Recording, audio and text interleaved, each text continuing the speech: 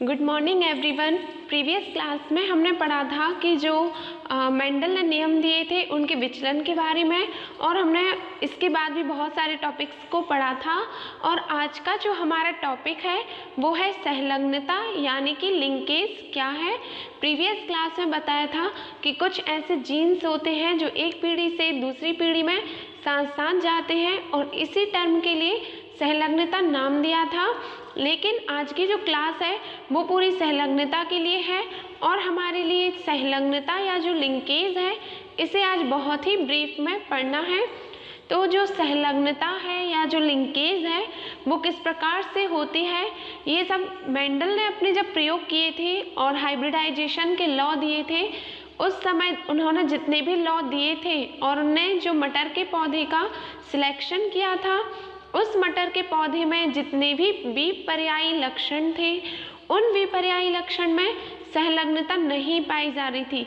जी हाँ, ये बहुत ही मोस्ट इम्पॉर्टेंट फैक्ट है, क्योंकि यदि उनके बीच सहलग्नता पाई जाती तो वे अगली पीढ़ी में भी वो जीन्स ट्रांसफ़र होते, और जो पैतृक संयोजन है, पेरेंटल कैरेक्टर है, वो रिकॉम्बिनेशन सेम टू सेम रहते और वेरिएशंस नहीं आ पाती।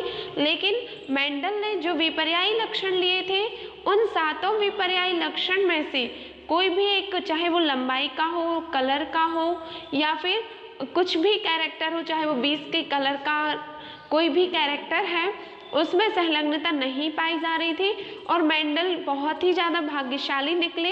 यदि सहलग्नता उस टाइम होती तो सहलग्नता की खोज के बाद यदि मेंडल ने अपने लॉ दिए होते तो ये लॉ हो सकता है फेल हो जाते, क्योंकि सहलग्नता का मतलब है कि हमारे एक ही गुणसूत्र पर जितने भी जीन्स पाए जाते हैं वो जीन्स इस प्रकार से रहते हैं और इस प्रकार से एक ग्रुप बनाते हैं कि उनको अगली पीढ़ी में साथ साथ जाना पड़े। यदि हम लिंकेज को ब्रीफ में समझना चाहें तो लिंकेज में आपके लिए पता है कि जो हमारे गुणसूत्र होते हैं या जो क्रोमोसोम्स होते हैं, उन क्रोमोसोम्स पर दानेदार जो संरचनाएं होती हैं उन संरचनाओं के लिए हम जीन कहते हैं। प्रीवियस क्लास में मेंडल ने इन्हें कारक कहा था, लेकिन अब हम इन्हें जीन कहते हैं। मान लीजिए कोई हमारा क्रोमोसोम है और इस क्रोमोसोम के ऊपर दानेदार संरचनाएं पाई जाती हैं। इन दानेदार जो संरचनाएं होती हैं, इन दानेदार संरचनाओं के लिए हम जीन का नाम देते हैं। और मेंडल के बाद जो सटन, बावेरी और मॉर्गन जैसे बहुत सारे साइंटिस्ट आए, मेनली जो हमारे मॉर्गन हैं उन्होंने ड्रोसोफिला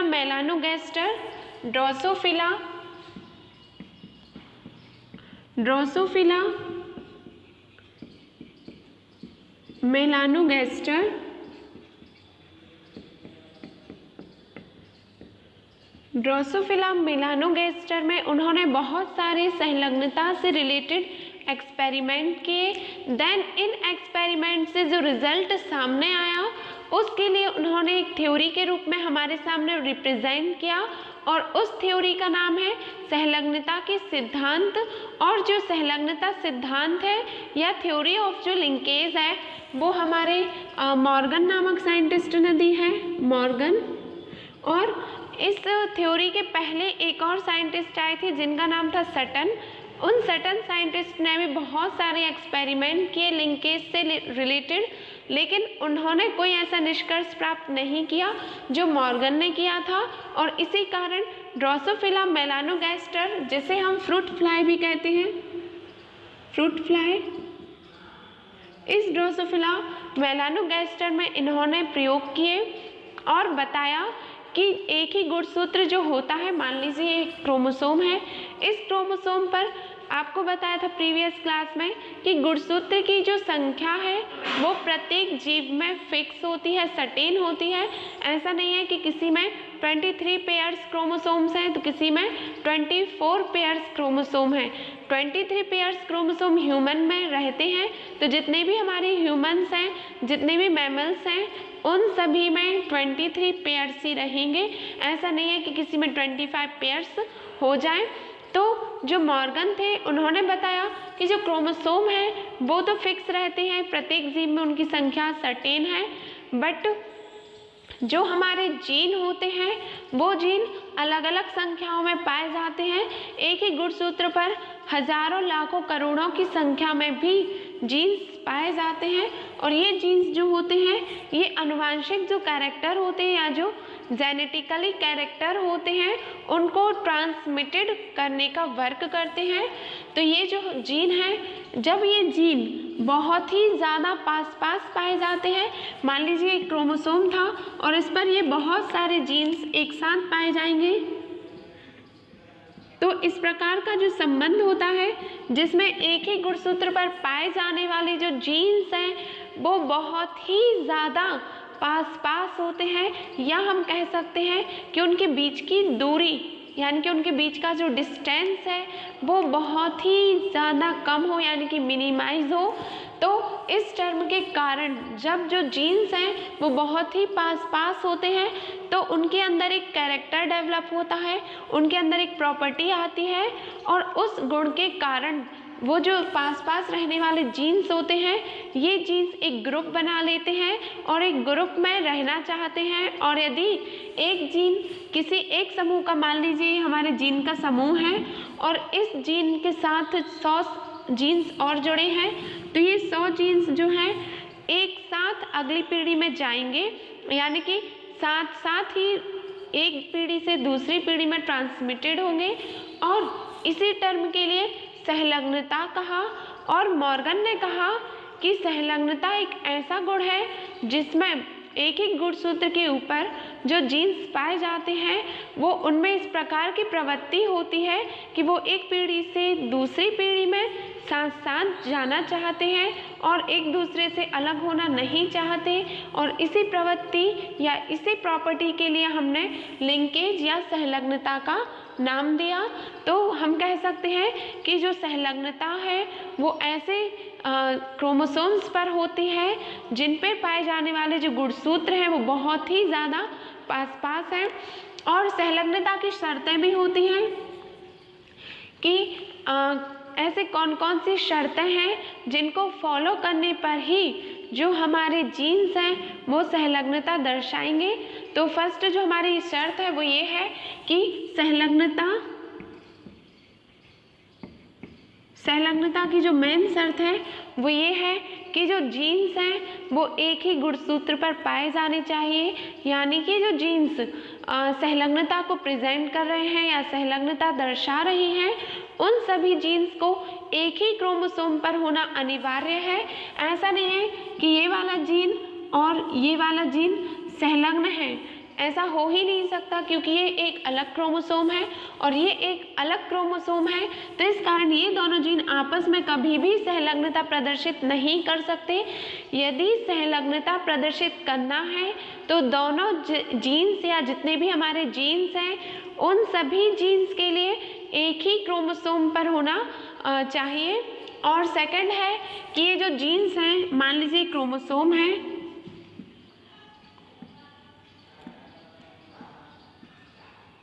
ये हमारे क्रोमोसोम है और इन क्रोमोसोम पर ये जो जीन्स हैं इन जीन्स के बीच की दूरी बहुत ही कम होनी चाहिए।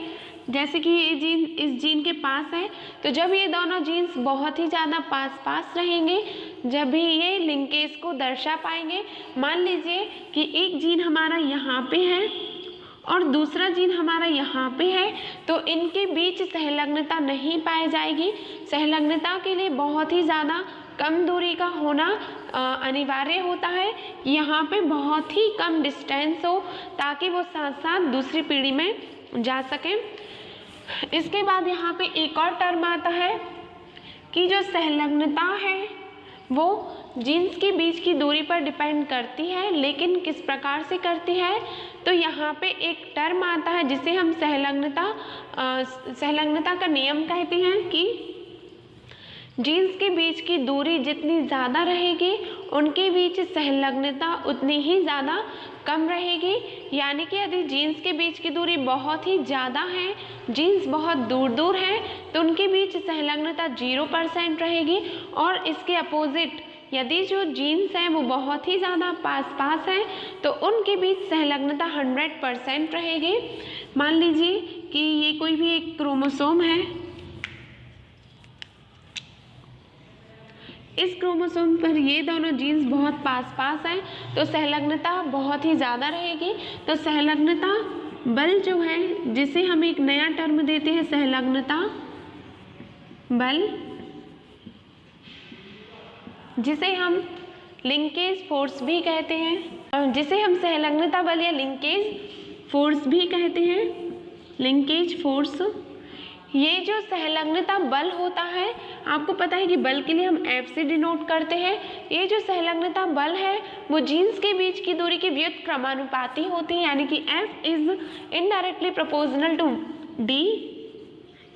तो F is equal to 1/D, यानी कि यदि संलग्नता के बीच की दूरी ज़्यादा रहेगी, यानी कि जीन्स यहाँ पे जो F है वो हमारा संलग्नता बल है,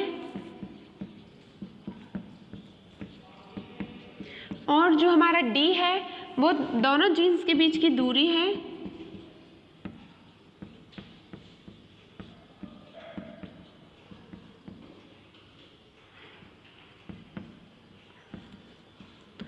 तो ये जो हमारा F है वो D के व्युत्क्रमानुपाती, यानी दूरी ज़्यादा तो बल कम, और बल ज़्यादा तो दूरी कम रहेगी। तो इस प्रकार से हमने देखा कि F is equal to 1/D। इसे हम संलग्नता बल की निर्भरता कहते हैं कि संलग्नता बल किस प्रकार से निर्भर कर रहा है। इसके बाद एक और टर्म आता है कि क्रॉसिंग ओवर क्या है।